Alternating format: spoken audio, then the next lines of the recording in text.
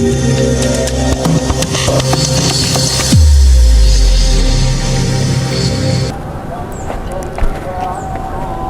dengan reformasi birokrasi, instansi pemerintah terus bergerak untuk bertransformasi menjadi corporate university.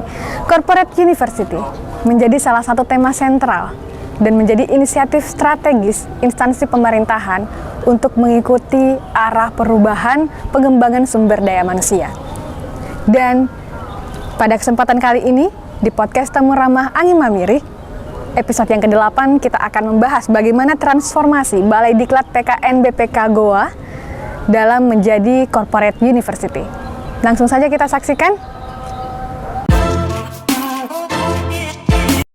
Halo, selamat siang. Kembali lagi di podcast Temu Ramah di Angin Mamiri, episode yang ke-8. Pada episode kali ini, kita berbincang dengan Kepala Balai Diklat PKN BPK RI Goa, Bapak Iwan Rifdi SE, MM AKCS FA ya Pak ya? Yeah. Oke. Dan tema kita pada kali ini yaitu transformasi Balai Diklat menjadi corporate university. Namun sebelum kita membahas lebih lanjut, saya sapa dulu Pak Iwan, apa kabar? Baik, alhamdulillah Mbak Mira. Semoga selalu sehat ya Pak ya. Alhamdulillah sehat. Di tengah kasih. cuaca Amin. yang iya betul, ini 3 hari ini hujan terus menerus. Benar-benar. Jadi kita harus selalu jaga kesehatan, dan buat teman-teman di rumah juga tetap jaga kesehatan dan mematuhi protokol COVID-19. Yang penting jangan lupa olahraga. Oh iya benar. Makan yang sehat ya Pak ya. Ya, makan sehat, istirahat cukup. Benar. Oke. Sebelum kita menyinggung tentang corporate university-nya Balai Diklat BPK, mungkin bisa dijelaskan dulu Pak, bagaimana sebenarnya kedudukan Balai Diklat PKN BPK RI ini sendiri dengan BPK perwakilan? Oh iya, baik Mbak Amira, mungkin yang diketahui oleh teman-teman ya, oleh masyarakat ini banyak yang menganggap bahwa BPK itu hanya tugasnya itu hanya melakukan pemeriksaan ya, artinya hanya memeriksa saja. Tetapi sebetulnya di BPK sendiri selain tugasnya memeriksa, ada juga Badan Diklat BPK RI yang disebut Badiklat PKN BPK RI, yang salah satunya adalah ada di Kabupaten Goa, yaitu Balai Diklat PKN BPK RI. Jadi BPK selain melakukan pemeriksaan juga melaksanakan penyelenggaraan kediklatan, baik sifatnya internal bagi pegawai BPK sendiri maupun eksternal. Eksternal meliputi wilayah apa saja Pak? Balai Diklat PKN BPK RI yang ada di Goa, ini mungkin wilayahnya sama, regional BPSDM ya. Itu meliputi wilayah Sulawesi, wilayah Maluku dan Papua, yang terdiri dari 10 provinsi dan 144 kabupaten kota. Kemudian untuk diklat-diklat yang diselenggarakan secara eksternal, kami menyelenggarakan diklat-diklat baik bagi kantor akuntan publik, bagi inspektorat ya, atau auditor yang ada di inspektorat, serta para pengelola keuangan yang ada di pemerintah daerah. Dan ini sudah kami laksanakan selama beberapa tahun belakangan ini. Itu Mbak. Jadi mungkin gini Pak, kalau terdengar kata BPK mungkin menjadi hal yang menakutkan sedikit gitu ya, karena selalu dikaitkan dengan pemeriksaan keuangan. Padahal sebenarnya BPK punya badan diklat gitu ya, memberikan pembinaan kepada pemerintah daerah, bagaimana penata kelolaan keuangan pemerintahan itu sendiri. Jadi lebih ke literasi gitu, memberikan pencerahan kepada kita semua. Jadi bukan hal untuk kita takutkan bersama. Nah, berbicara tentang transformasi menjadi corporate university, apa sih Pak yang melatar belakangi sehingga BPK ingin membentuk model corporate university juga, seperti halnya perusahaan swasta? Iya, baik. Saya kira untuk mengikuti perkembangan zaman ya, dan perkembangan tuntutan dari organisasi, maka banyak lembaga-lembaga diklat yang sudah bertransformasi dari lembaga diklat konvensional yang merupakan learning center ke dalam corporate university. Jadi transformasi ini penting karena sejalan dengan kebutuhan akan peningkatan kinerja organisasi. Lembaga diklat ini tidak hanya bertujuan untuk meningkatkan kompetensi pegawai, tetapi juga untuk meningkatkan kinerja organisasi. Dalam hal ini adalah kinerja BPK. Nah, ini dibutuhkan link match antara peningkatan kompetensi dengan peningkatan kinerja organisasi. Tentunya ini sangat sesuai dengan tantangan yang ada di dalam visi BPK yang di dalamnya menyatakan bahwa visi BPK adalah menjadi lembaga pemeriksa yang terpercaya untuk meningkatkan tata kelola keuangan yang berkualitas, yang bermanfaat bagi pencapaian tujuan bernegara, yaitu kesejahteraan masyarakat. Nah, intinya merupakan tantangan yang harus dipenuhi dengan adanya transformasi ini dari lembaga diklat atau learning center menjadi corporate university. Nah, dalam corporate university ini stakeholder, yaitu para satker yang ada di BPK maupun eksternal ini mempunyai peran yang sentral atau strategis.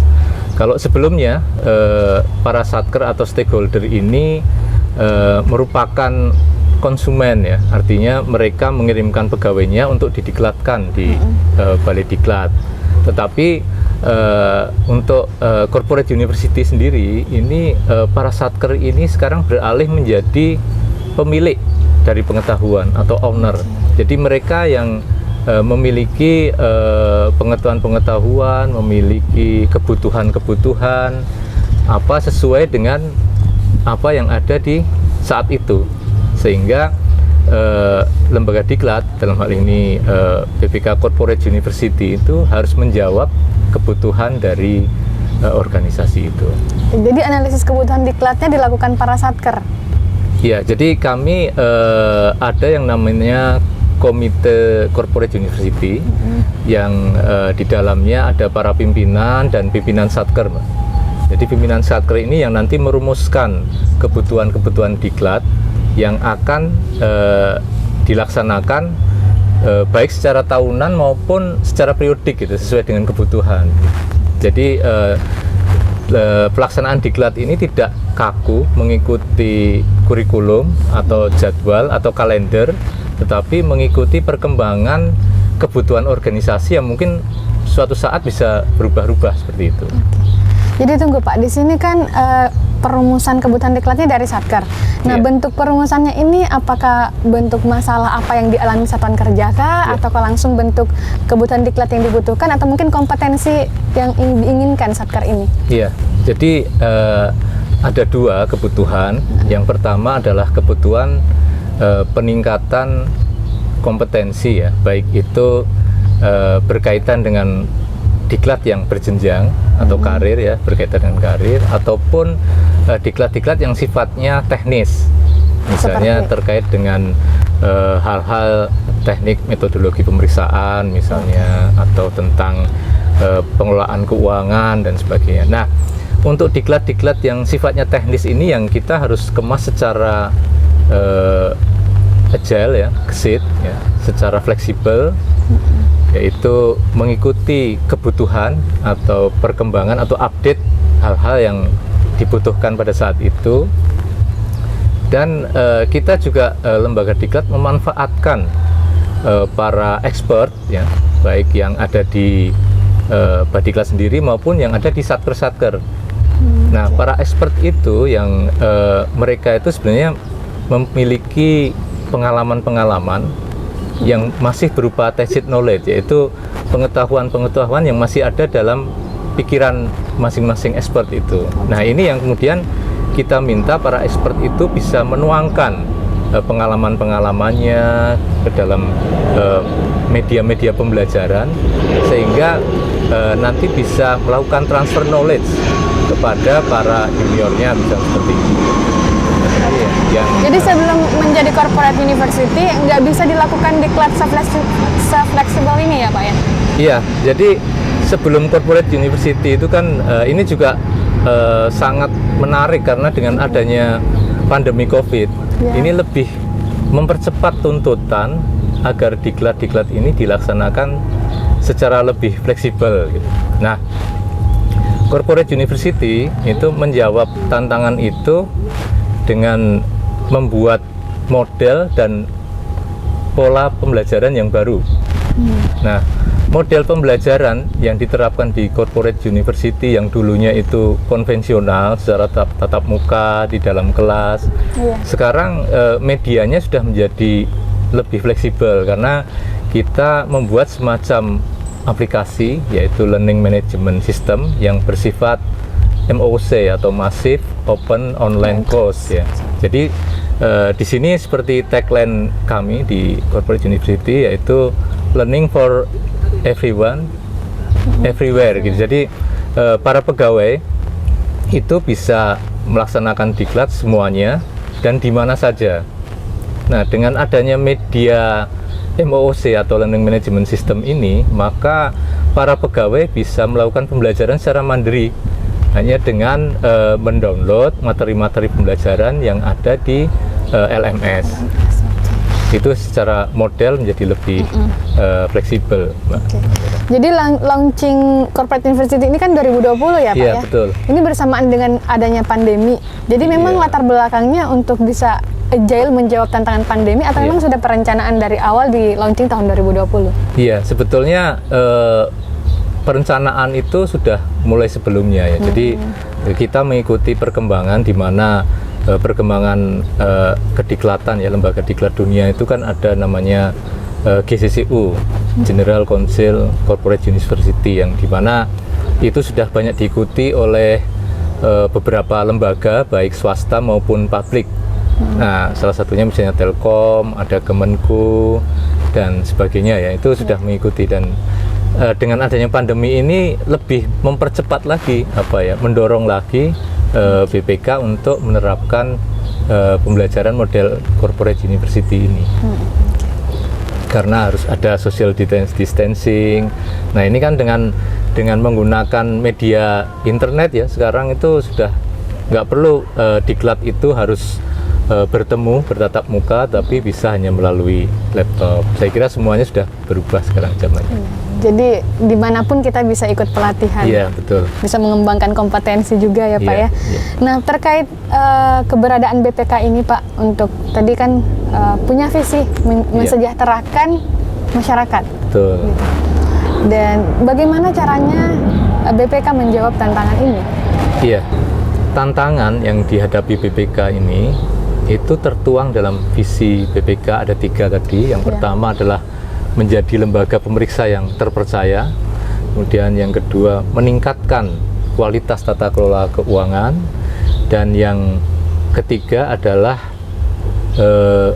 untuk mencapai tujuan bernegara, yaitu kesejahteraan masyarakat. Nah, ketiga tantangan ini sangat terkait ya, sangat terkait. Misalnya tadi yang pertama adalah menjadi lembaga pemeriksa yang terpercaya gitu. Ini tentunya menyangkut kredibilitas dari BPK untuk menjawab pertanyaan-pertanyaan apa sih yang dilontarkan oleh masyarakat kepada BPK gitu.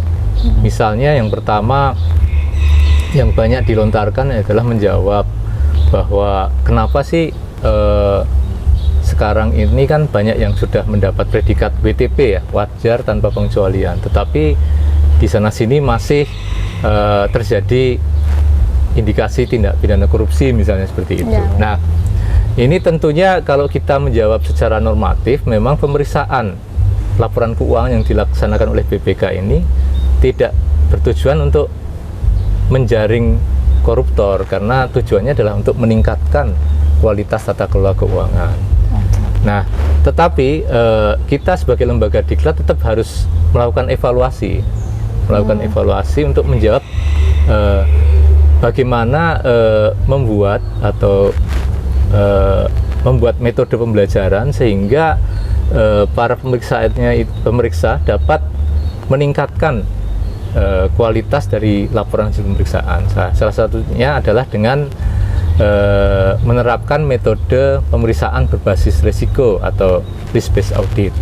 Nah, dalam risk based audit ini tujuannya adalah bagaimana risiko-risiko pemeriksaan termasuk di dalamnya fraud ya, atau indikasi korupsi ini bisa lebih terjaring dengan cara mempertajam baik kedalaman metodologi pemeriksaannya maupun memperbanyak lingkup atau memperluas lingkup pemeriksaannya. Artinya sesuai dengan kondisi-kondisi risiko yang ada di entitas yang diperiksa. Itu untuk menjawab tadi, menjadi lembaga yang terpercaya menjawab. Kemudian bagaimana kaitannya dengan kesejahteraan masyarakat ya? Nah, ini juga sangat penting karena ke depan pemeriksaan BPK ini tidak hanya terfokus pada hal-hal yang terkait administrasi dan kepatuhan saja atas peraturan perundangan, tetapi juga melihat dari aspek ekonomis, efisiensi, dan efektivitas.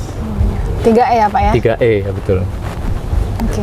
Mungkin bisa dijelaskan Pak, efisiensi dari segi apa, ekonomisnya bagaimana, dan efektivitasnya kayak bagaimana? Oh iya, baik Mbak Amira. Jadi 3E ini adalah ditujukan untuk melihat kinerja dari pemerintah daerah itu sendiri. Apakah ekonomis, efektif, efisien. Ya, tentunya kami banyak melihat kepada kinerja yang terkait dengan pelayanan publik yang tujuannya untuk meningkatkan kesejahteraan masyarakat. Ekonomis itu kita melihatnya dari aspek biaya atau harga. Apakah harga yang ditentukan untuk katakanlah mendapatkan baik itu sumber daya ya, bahan dan sebagainya itu apakah seekonomis mungkin, artinya bersaing gitu, harganya memang betul-betul yang paling rendah misalnya seperti itu. Kemudian efisiensi itu kita melihat dari sisi input dan output. Apakah untuk mendapatkan sesuatu hasil atau output yang sudah ditentukan itu kita menggunakan biaya atau input yang seminimal mungkin, atau sebaliknya dengan input atau sumber daya yang sudah ada atau terbatas, apakah bisa mendapatkan output atau hasil yang semaksimal mungkin. Itu dari sisi efisiensi. Nah, efisiensi ini itu ada dua ini Pak, Bu. Ada dari sisi biaya, ya, artinya uang yang dikeluarkan, bisa saja dari sisi jumlah orang, ya, bisa juga dari sisi waktu. Karena sekarang kan zamannya pelayanan itu harus cepat ya. Misalnya terkait dengan perizinan, bagaimana untuk mengeluarkan izin, apakah perlu waktu berhari-hari atau bisa langsung selesai. Nah, ini kita melihat dari sisi pelayanan publik juga efisiensinya. Kemudian efektivitas ini menjadi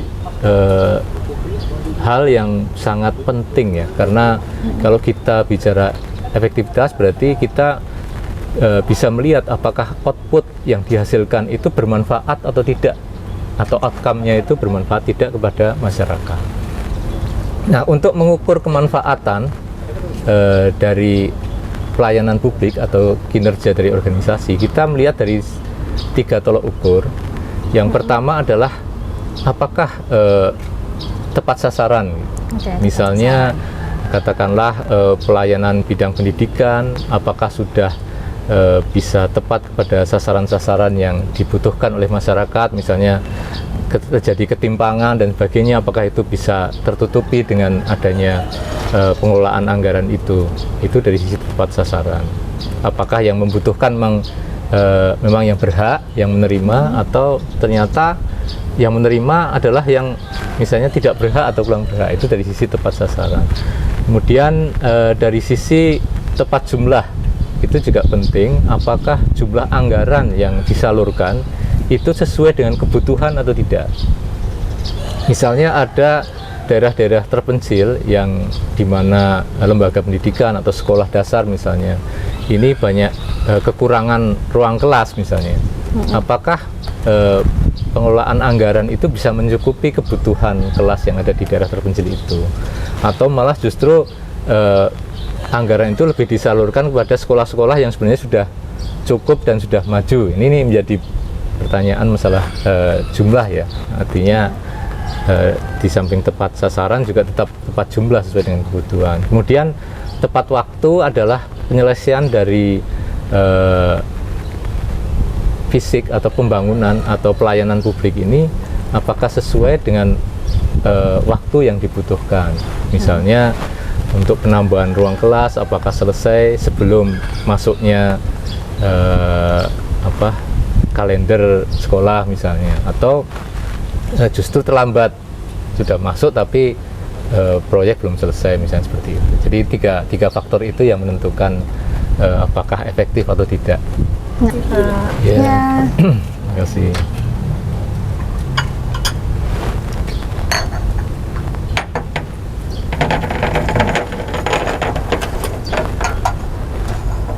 Terima kasih. Silakan diminum, Pak. Iya, terima kasih. Silakan diminum dulu, Pak.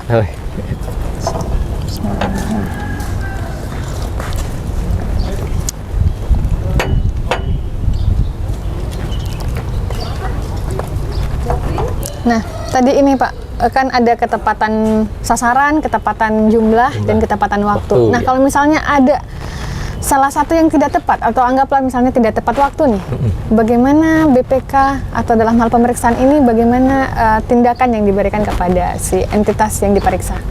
Iya, sebenarnya tidak tepat waktu itu kita harus melihat dari sisi penyebabnya. Ya. Penyebabnya apakah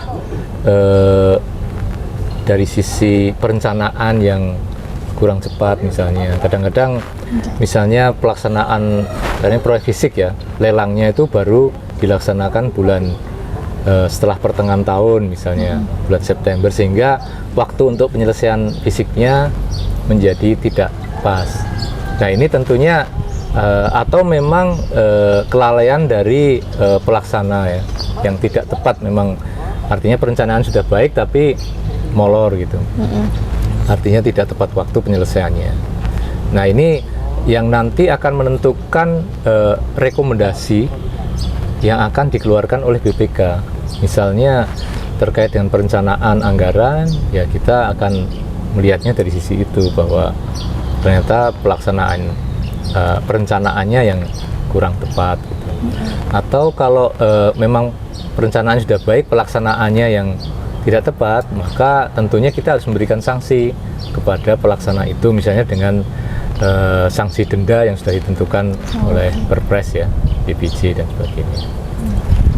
Nah, kembali ke corporate university, Pak. Iya. Kan tadi sudah disampaikan model pembelajaran itu melalui LMS dan ada MOOC di dalamnya. Nah, selain itu apa lagi Pak model-model pembelajarannya selain belajar mandiri? Iya. Jadi dalam corporate university ini ada pola pembelajaran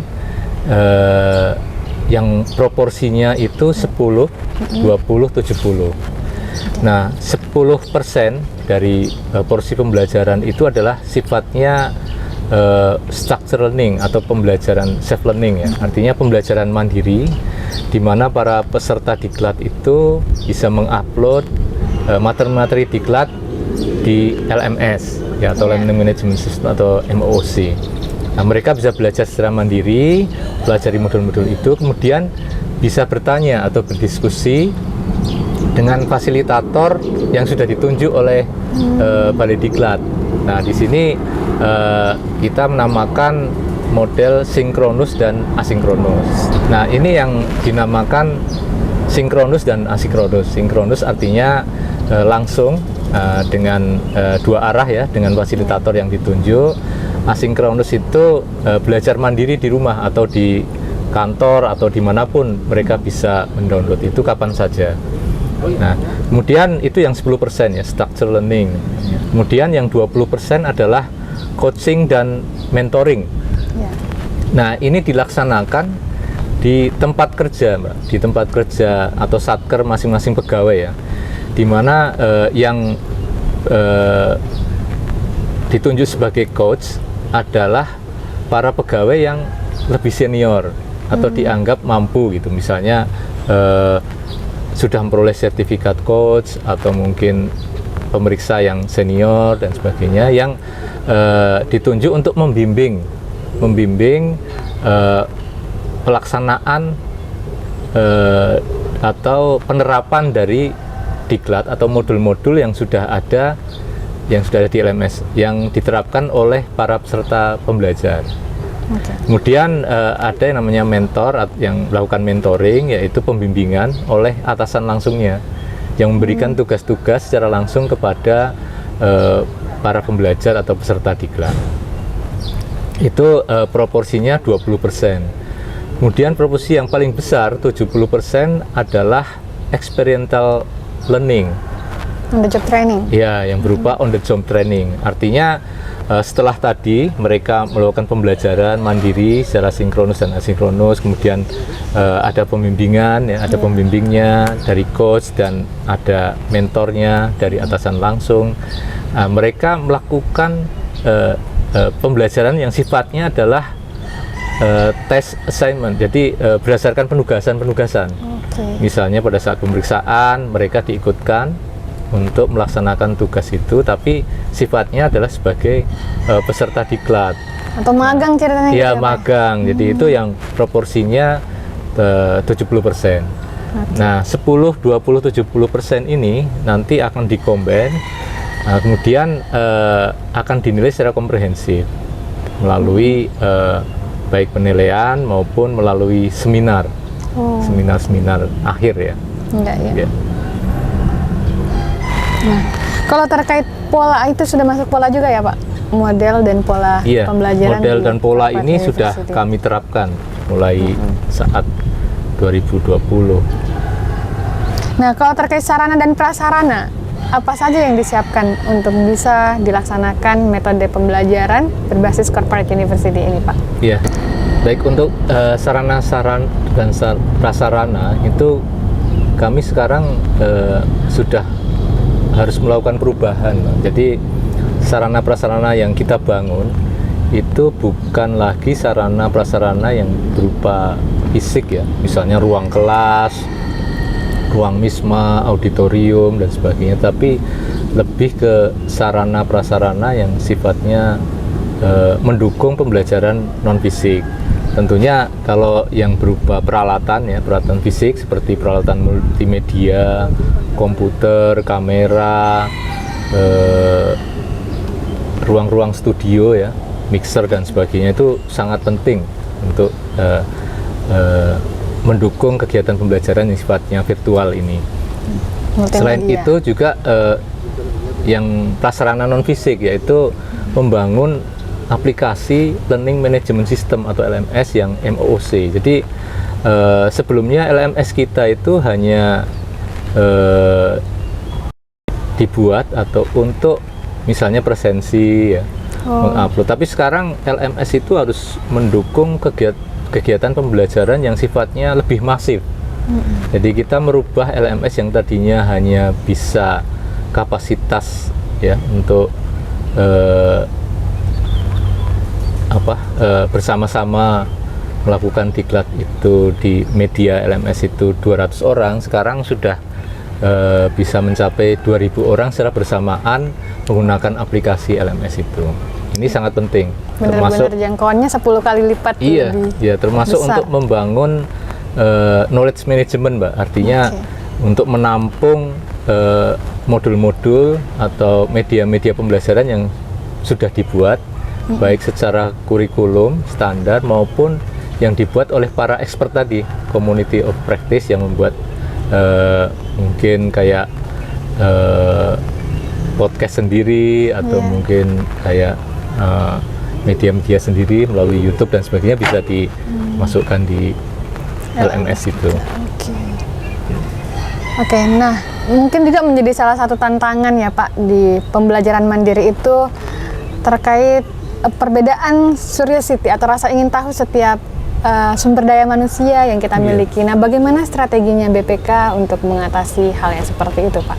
Iya, tentunya untuk memberikan motivasi yang lebih meningkat supaya para pegawai itu menjadi lebih tertarik ya dengan kegiatan pembelajaran itu. Maksudnya jadi gimana orang itu bisa senang belajar? Iya, betul. Makanya kita harus membuat media-media yang menarik ya, sesuai dengan perkembangan zaman sekarang ini. Yaitu ya melalui mungkin ada juga animasi, mungkin bisa juga membuat video-video yang ya mungkin tidak terlalu formal ya, tidak terlalu formal. Atau mungkin disetting jadi game, Pak? Ya bisa jadi, ada juga games-game dan ice breaking yang lebih menarik itu. Nah, kita sudah ada namanya pusat akademik dan teknologi pembelajaran yang memang di situ kita membuat konten-konten atau media-media pembelajaran ini menjadi lebih menarik, karena kalau biasanya sekarang kan orang harus melihat di komputer selama sehari itu jenuh ya. Nah, itu tantangan memang harus dibuat menarik sehingga mereka lebih tertarik. Namun demikian, Mbak Amira, sebetulnya pendidikan pelatihan itu merupakan kebutuhan ya, karena itu disyaratkan oleh standar pemeriksaan keuangan negara, di mana para pemeriksa atau pegawai ya bahkan itu dalam 1 tahun itu minimal harus mengikuti diklat 40 jam pelajaran. Nah, dengan adanya LMS ini lebih fleksibel. Kalau sebelumnya itu sangat terbatas, untuk mengikuti diklat itu harus mendaftar dulu, kapasitas terbatas, kemudian biaya juga tinggi, harus melakukan perjalanan dinas. Nah, sekarang berbagai konten atau diklat-diklat itu sudah sangat beragam. Mereka bisa memilih sesuai dengan minat atau spesialisasi yang diinginkan. Misalnya ada yang minat dalam hal pengelolaan keuangan, ada yang minat dalam hal kinerja, ada yang minat dalam hal investigasi. Nah, itu sesuai dengan minatnya masing-masing. Nah, ini bisa membuat pembelajaran menjadi lebih fleksibel ya, lebih fleksibel dan sesuai dengan minat dari masing-masing pegawai. Oke. Kalau terkait pengelolaan anggaran, Pak, di pengelolaan anggaran itu apa saja yang perlu menjadi indikator penting yang diperhatikan? Tadi kan ada laporan keuangan, selain itu apa lagi? Jadi terkait dengan tata kelola keuangan atau pengelolaan anggaran ini beberapa aspek yang mungkin menjadi materi-materi pembelajaran yang perlu dipelajari baik oleh pengelola keuangan maupun oleh para pemeriksa. Itu salah satunya misalnya terkait dengan penyusunan laporan keuangan, pertanggungjawaban keuangan ya, yang biasanya ini menjadi penting diikuti baik oleh pemeriksa maupun para pengelola keuangan, karena di situ bagaimana aturannya, sistem dan prosedurnya dan sebagainya. Kemudian juga mengenai kinerja dari anggaran itu dari aspek ekonomis, efisiensi, efektivitas, kemudian bagaimana mencegah fraud ya, atau adanya indikasi tindak pidana korupsi. Ini kita ada media pembelajaran yang namanya pemeriksaan investigasi, di mana di situ ada juga forensic audit, misalnya bagaimana mencari bukti-bukti adanya fraud yang ada di dalam media-media, misalnya komputer, bahkan komunikasi HP dan sebagainya. Kemudian juga terkait dengan pengadaan barang dan jasa ya.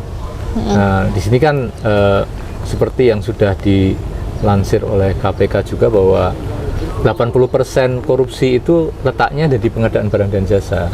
Makanya kami sangat konsen dalam pembelajaran mengenai proses pengadaan barang dan jasa ini, baik sisi prosesnya maupun dari sisi auditnya, yaitu probity audit yang sedang kita kembangkan. Oke, mungkin bisa dijelaskan sedikit, Pak, yang terakhir tadi? Probity audit ya.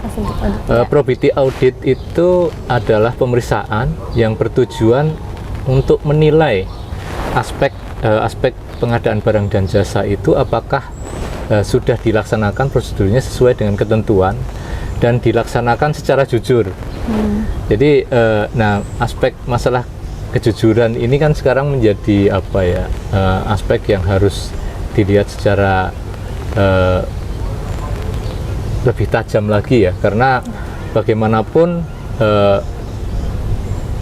kalau sudah terjadi kolusi misalnya, itu aspek-aspek yang sifatnya prosedur administrasi itu bisa direkayasa, sehingga seolah-olah itu dilaksanakan sesuai prosedur, padahal di balik itu sudah direkayasa. Nah ini dalam probity audit itu kita juga melihat dari aspek kejujuran tadi, bagaimana menilainya, itu ada metodenya sendiri Pak dalam probity audit itu. Oke, menarik ya. Jadi untuk membuka atau memancing kejujuran seorang itu dengan memperketat pemeriksaan ya Pak ya. Iya, betul. Oke.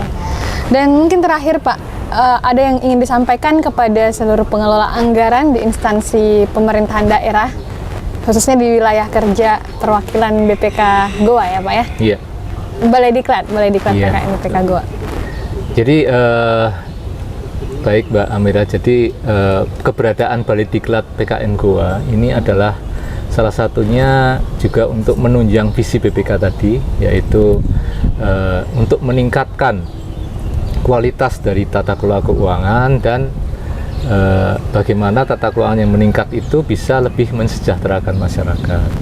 Nah, kami dari Balai Diklat PKN Goa tentunya sangat berterima kasih apabila dalam lingkup wilayah yang ada di wilayah timur Indonesia, baik Sulawesi, Maluku, Papua, itu bisa bekerja sama dengan kami untuk peningkatan kompetensi bagi para pegawainya, terutama dalam peningkatan kualitas laporan keuangan yang disusun oleh para pengelola keuangan maupun para auditor yang ada di pemerintah daerah atau inspektorat, yang tujuannya dari kerjasama peningkatan kompetensi ini tentunya untuk membentuk ASN yang lebih berkualitas, yang bisa menjawab tantangan tidak hanya kualitas pengelolaan keuangan yang meningkat, tapi juga penggunaan anggaran itu atau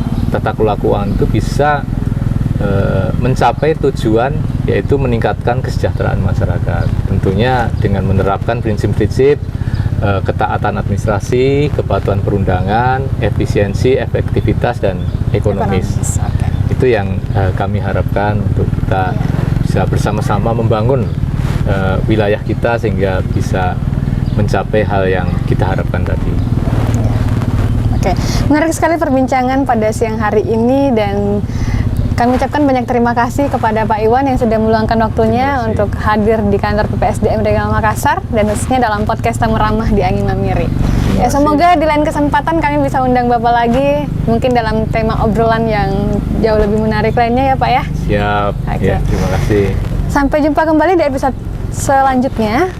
Sekian dari saya. Assalamualaikum warahmatullahi wabarakatuh. Waalaikumsalam warahmatullahi wabarakatuh.